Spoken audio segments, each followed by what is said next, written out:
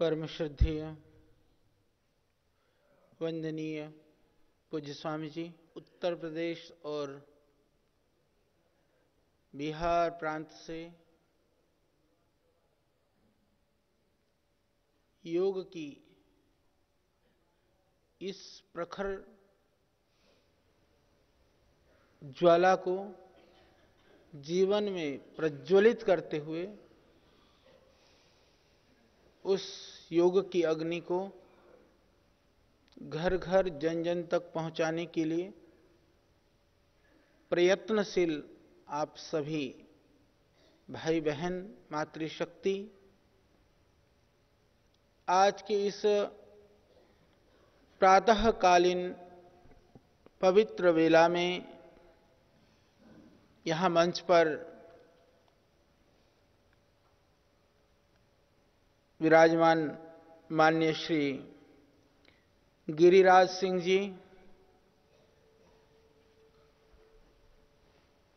आपको मंत्रालय में सुबह पूछ रहा था कौन कौन सा वाला है, तो आप सूक्ष्म लघु मध्यम, ये आप इन उद्योगों के राज्य मंत्री नहीं है। आपको एक और रहस्य की बात बता दूं, आप स्वदेशी राज्य मंत्री हैं।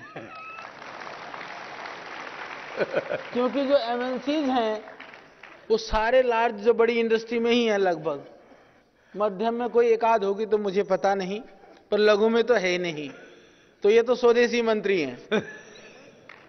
तो ये तो आपने भी नहीं सोचा होगा मंत्री जी बस। तो यह जो है, क्योंकि वैसे भी स्वदेशी ब्रांड है।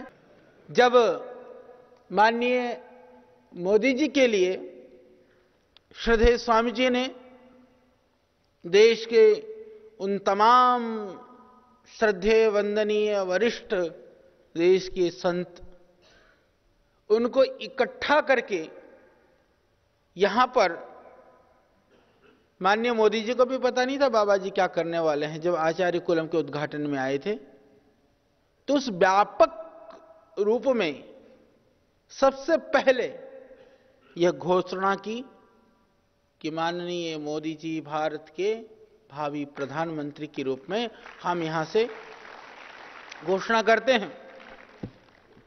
उस समय पर तो बिहार में मंत्री थे, आप सब जानते हैं। मंत्री रहते हुए पार्टी में होते, यहां तो कोई पार्टी वाली कहानी है नहीं। बाबा जी के तो जो दिमाग में आ जाए वही पार्टी है, वही बात है। पर वो तो ज्यादा बंधे हुए एक सिस्टम के पार्ट से, पर फिर भी एक यह बिहार का वीर पुरुष वहां से उद्घोष कर रहा था कि मोदी जी जो है आने चाहिए, मोदी जी होनी चाहिए। तो उस घोषणा को सर्वप्रथम बिहार के उस क्रांतिकारियों की भूमि से उद्घोष करने वाले श्री गिरिराज सिंह जी हैं। ये आप और हम सब जानते हैं। अच्छा, होने से पहले समझ में नहीं आती ये बातें, होने के बाद में तो सभी सोचते हैं। हम भी ऐसे ही सोच रहे थे, सभी ऐसा सोचते हैं। अच्छा, होने से पहले हम क्यों नहीं सोच पाते? होने से पहले सोच पाते तो एक दिन में ही सारी व्यवस्थाएं और सारी चीजें सब कुछ ठीक हो जाता। शायद हम होने से पहले नहीं सोच पाते हैं। इसीलिए हम एक बात कहते हैं कि हम अच्छा चाहते हैं, पर उसके लिए यदि हम नहीं सोच पाते हैं तो जो सोच पाते हैं अच्छाई के लिए, उनका अनुगामी बन करके हम उस कर्तव्य को पूरा कर सकते हैं। इसलिए बार बार मैं इस बात को कहता हूं, कई बार कहता हूं, इसकी कोई परवाह मत करो कि हम ऋषि बनेंगे कि नहीं बनेंगे, हम महापुरुष बनेंगे कि नहीं बनेंगे, दुनिया में हम कहां पहुंचेंगे। अरे पहुंचेंगे, जहां भी पहुंचेंगे अच्छी जगह पहुंचेंगे, बशर्ते ऋषि नहीं, ऋषियों के अनुगामी बनने के यदि हमने ठान लिया कि जिस तरह के हमारे पूर्वज थे, हमारे महापुरुष थे, उनके चरणों में, उनके मार्ग में, उनके बताए हुए रास्ते में हमको चलना है, यदि आपने इतना ठान लिया तो जहां भी पहुंचेंगे अच्छी जगह पहुंचेंगे। ये हमारे हृदय में होनी चाहिए, हमारे दिल में होनी चाहिए। तो इस भाव से आप सौभाग्यशाली हैं। श्रद्धेय स्वामी जी जैसा व्यक्तित्व आपके सामने है, स्थूल रूप से आपको आशीर्वाद देने के लिए उपस्थित हैं। और भगवान ने आपको करोड़ों लोगों में चुन करके यहां पर भेजा, यह आपका सौभाग्य है, क्योंकि महापुरुष आते हैं, अपना काम कर करके चले जाते हैं, परंतु उन महापुरुषों का मूल्यांकन कभी कभी इतिहास में मूल्यांकन किया जाता है। पर आप सौभाग्यशाली हैं कि वर्तमान में भी उस मूल्य को समझते हुए उस मिशन को लक्ष्य तक पहुंचाने के लिए अपने आप को आहूत करने के लिए आप सर्वदा तत्पर और तैयार हैं। मैं वंदन करता हूं आपका। बहुत काम कर रहे हैं। अभी बिहार में होकर के आया, वो 9 गाछिया, मेरे को 9 गाछिया याद कम हुआ तो 9 बाछिया करते करते याद करता गया मैं। तो गाय बच्ची तो मेरे को वहां भी याद थी, तो करते करते हम वहां पहुंचे। हमने देखा बहुत इंटीरियर में भाई बहन, बहुत सारे उनमें ऐसे भी होंगे जो कभी हरिद्वार नहीं आ पाए होंगे, गांव में रहते हैं, इंटीरियर में रहते हैं। मैंने देखा पीछे मध्य प्रदेश में भी जब मैं गया था, मेरे को कुछ ऐसी बहनें ऐसे भाई मिले। हमारे पास इतना भी पैसा नहीं है कि हम एक बार हरिद्वार होकर के भी आ जाएं, ट्रेन का किराए के लिए भी पैसा नहीं है, पर टीवी में देख, टीवी भी नहीं घर में, पड़ोसी के घर में बैठ करके टीवी देख करके स्वामी जी के आह्वान को सुन करके पूर्णतया साइकिल में जा जा करके वह योग सिखा करके और योग का काम कर रहे हैं। आप तो सामने हैं, आपको मैं सामने से आपको धन्यवाद करता हूं, पर वह एकलव्य की तरह से जो जुटे हुए लोग हैं, यह अभियान, यह मिशन, यह परमात्मा के द्वारा प्रेरित है, यह परमात्मा के द्वारा नियोजित है। इसका इससे बड़ा उदाहरण और कुछ नहीं हो सकता। यहां आते हैं, यहां आपकी जानकारी के लिए बड़ी बड़ी भवन और बिल्डिंगें और चीजें आपको दिखाई देती हैं, परंतु यह भवन और बिल्डिंग के जो मूल में जिन लोगों के तप और संवेदनाएं हैं, यदि मैं उनकी बात करूं, मैंने पहले ही कहा था, अभी भी है। वो एक आसाम में एक माता मंत्री जी, वो कपड़ा सिलती है, कपड़ा सिल करके जो भी उसको मिलता था 10 रुपया 20 रुपया प्रतिदिन, ऐसा करते करते उस नोट को उस तरह से मोड़ करके रख करके सब इकट्ठा कर करके ले आई। बाबा जी आप बहुत बड़ा काम कर रहे हैं, आपके लिए मैं और तो कुछ नहीं कर पाई, ये करके ले करके आई हूं। मैंने देखा मुड़े हुए नोट छोटे छोटे 20 के 10 के 5 के 50 के कुछ 100 के, लगभग वो 1 लाख रुपया माता इकट्ठा कर करके ले आई। यह जो भवन दिख रहा है वह तिनका कर करके उनके जीवन भर के खून पसीने का तप यहां लगा हुआ है। अभी कुछ दिन पहले की बात है, एक बिल्कुल बूढ़िया माता को लेकर के उसके पुत्र और पुत्र वधू पकड़ करके लेकर के आए। बहुत व्यस्तता रहती है, काम बहुत करना पड़ता है। कई बार लोग सोचते हैं आचार्य जी नहीं मिलते, नहीं मिलता तो भाई काम तो तुम्हारा ही कर रहा होता हूं, अपने काम के लिए थोड़ी बिजी रहता हूं, तो लगा रहता हूं। वहां पर बोले आचार्य जी मिलने के लिए आए हैं, सुबह आए होंगे, उनको कई घंटा प्रतीक्षा उन्होंने करी। बोले जो आपसे जरूर मिलना चाहते हैं। तो फिर हमने बुलाया, तो बुजुर्ग माता बिल्कुल सामान्य, वो हरियाणा से थे। तो बोले आचार्य जी मां जो है दान करना चाहती है, कुछ पैसा लेकर के आई है। तो माता लगभग शायद वो कुछ 1.25 लाख रुपए का लगभग था। वो मैंने देखा बहुत गरीब से लोग हैं लगने में ऐसे। मैंने कहा भाई क्या काम करते हो तुम? बोले जी मेरे पास 2 भैंस हैं, उन भैंसों का दूध बेचता हूं, उससे मेरा घर चलता है। बोले माता के पास अपने माता का दिया हुआ एक कड़ा था, सोने का जो कड़ा होता है पहले जैसे, वो कड़ा था। बोले मैं तुम लोगों को ये कड़ा नहीं दूंगी। अपने बहू को कहा या बेटे को कि इस कड़ा को मैं चाहती हूं, मैं इसको बेच करके जितना भी पैसा मिलेगा मैं बाबा जी के आश्रम में दे करके आना चाहती हूं। बाबा जी देश के लिए बहुत सारा काम कर रहे हैं। ये उस समय की बात है जब, ये अभी सरकार बनने से पहले की बात है, जब हम इसमें लगे हुए थे आंदोलन में। बोले मैं कुछ ना कुछ आहुति देना चाहती हूं। तो धन्य है वो माँ जिसकी हृदय में ये भावना है, और धन्य है वो बेटे। और मैंने उसको पूछा, मैंने कहा तेरे घर में तो मुश्किल से गुजार बसार होता है, तेरे लिए 1.25 लाख रुपया तो बहुत होते हैं, तो क्यों नहीं अपने घर में रखना चाहता? बोला इससे माता की खुशी है और हमको भी अच्छा लगता है कि माँ ऐसी अच्छे कार्य में अपना योगदान देना चाहती हैं, तो हमने इसलिए माँ को हम लेकर के आए। क्योंकि माँ तो न जाने कितने दिन बाद चल बसे, रहे न रहे, पर हम ऐसा नहीं चाहते थे कि मेरे बच्चों ने मेरी इच्छा पूर्ति नहीं करी।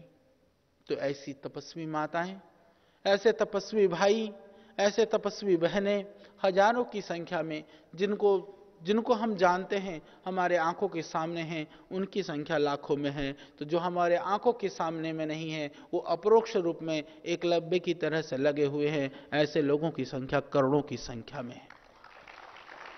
विश्व के वैभवशाली देशों में भारत की जो प्राचीन स्थिति थी, जिसको हम कहते हैं कि सोने की चिड़िया यह देश था, तो भारत का भाग्योदय कराना चाहते हैं, तो आप सबको और हम सबको मिलकर के ये बड़ा काम को करना है।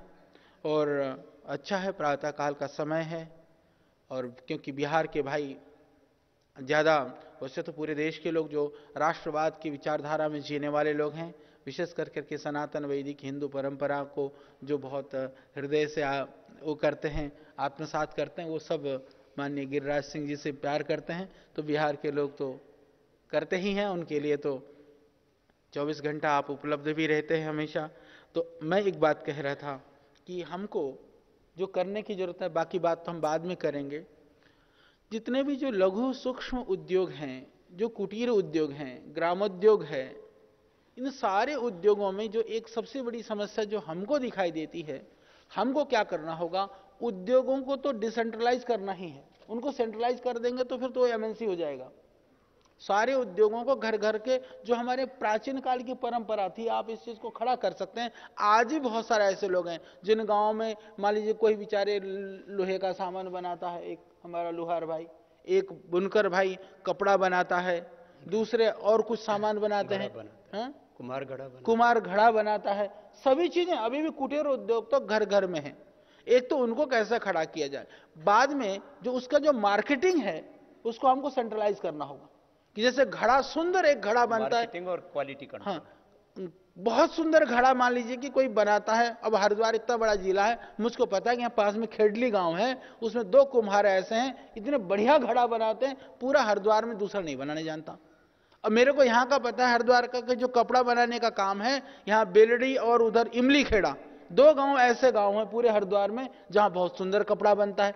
ऐसे पूरे देश के अंदर जितने भी चीजों को बनाते हैं, उन सारी चीजों को यदि हम मार्केटिंग नेटवर्क के लिए, जैसे एमएनसीज ब्रांडिंग करती हैं, एक हम क्वालिटी कंट्रोल के हिसाब से उनको ठप्पा लगा करके मोहर लगा दें उस ब्रांड का चीजें, उसके लिए एक जो खादी ग्रामोद्योग विभाग है, खादी आयोग है, और लघु मंत्रालय आपका हो गया, इन सबको जोड़ा जाए एक छत्र के नीचे। देश के अंदर हर छोटे छोटे शहर के अंदर में सारी चीजें उपलब्ध हो, तो जो हरिद्वार की चीज है वह दिल्ली में मिले, और जो आसाम अरुणाचल की चीज है वह मुंबई पहुंचे, ऐसी व्यवस्था हम कर ले तो ये संभव नहीं है। पूर्व पश्चिम उत्तर दक्षिण, इससे पूरा देश जुड़ेगा। दूसरी बात जो मेरे दिमाग में है कि हमको लगता है जैसे कृषि कार्य वगैरह जो करते हैं, न्यूनतम मजदूरी आदि की बात की जाती है, अन्यत्र जैसे मिलता है, तो उनको भी उस तरह से हम जोड़े, क्योंकि वो भी कृषि भी, उसको भी एक लघु उद्योग तो उस रूप में ही है, उसके उद्यम से ही सब पूरा देश के लोगों को अन्न मिलता है। इसी तरह से चाहे वो खाद की बात है, जैसे खाद में सब्सिडी मिलती है, जो